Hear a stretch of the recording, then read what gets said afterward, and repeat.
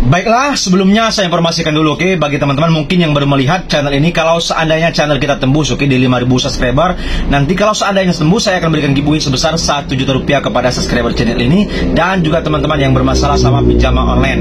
Jadi yang baru melihat channel ini, silakan teman-teman subscribe dulu dan like-nya, siapa tahu ini menjadi manfaat dan juga berkah untuk kita semua, amin amin ya rabbal alamin.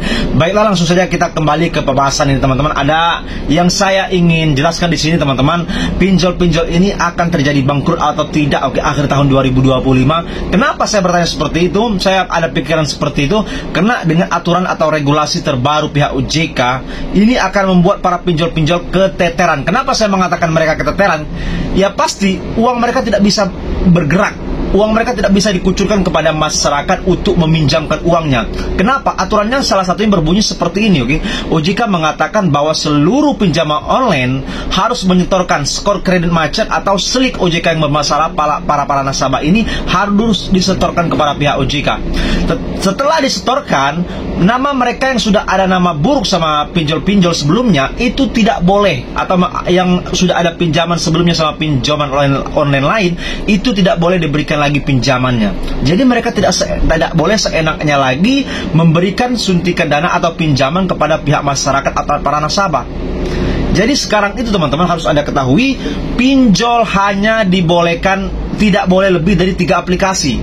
Jadi kalau seandainya nasabah teman-teman semuanya sudah ada pinjaman online di 3 aplikasi, mau minjam ke 4 aplikasi itu tidak bisa lagi, oke? Nanti sudah dibatasi. Jadi ini dampaknya bagus atau buruk sih Bang? Kalau menurut saya pribadi, ini adalah berita yang sangat bagus dan sangat gembira saya mendengarnya. Kenapa? Karena masyarakat tidak kecanduan lagi, tidak ketergantungan lagi yang namanya pinjaman online.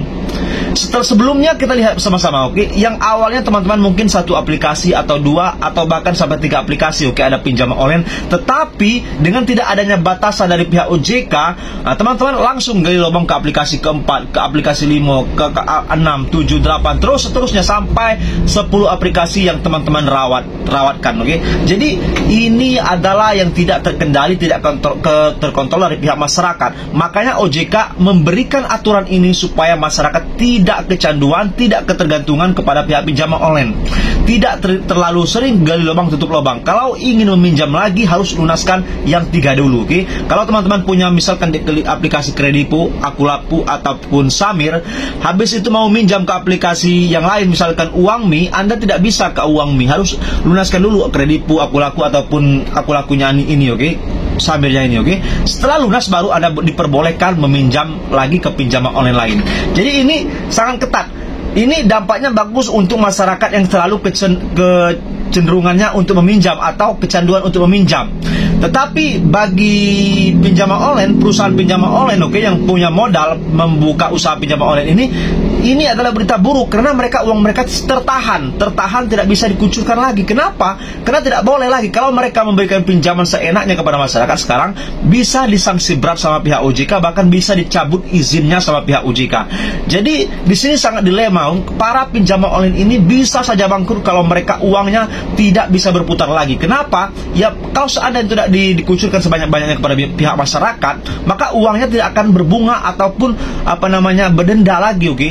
Jadi ini sebenarnya dilema, oke? Tetapi kita tidak menutup kemungkinan ada cara lain dilakukan dari pihak-pihak pinjaman online. Kita tidak tahu. Kita lihat saja nanti sampai akhir tahun 2025, oke?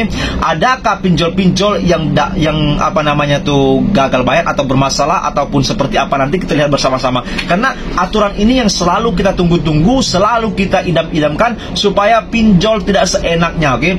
Karena kalau seenaknya mengucurkan dana, masyarakat tidak terkendali. Siapa sih yang tidak butuh uang? Kalau lagi kepepet, masyarakat pasti larinya ke aplikasi lain, aplikasi lain. Siapa yang memberi uang yang pertama, pasti mereka ambil. Jadi tidak akan pernah terkontrol.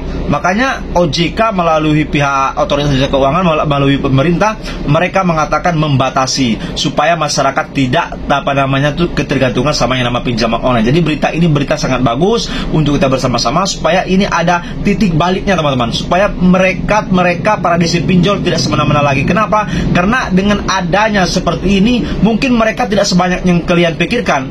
Kalau uang tidak terlalu banyak didapatkan dari pinjaman online, maka daripada itu pinjaman online tidak bisa menurunkan di lapangan lagi, oke? Karena tidak ada biayanya lagi.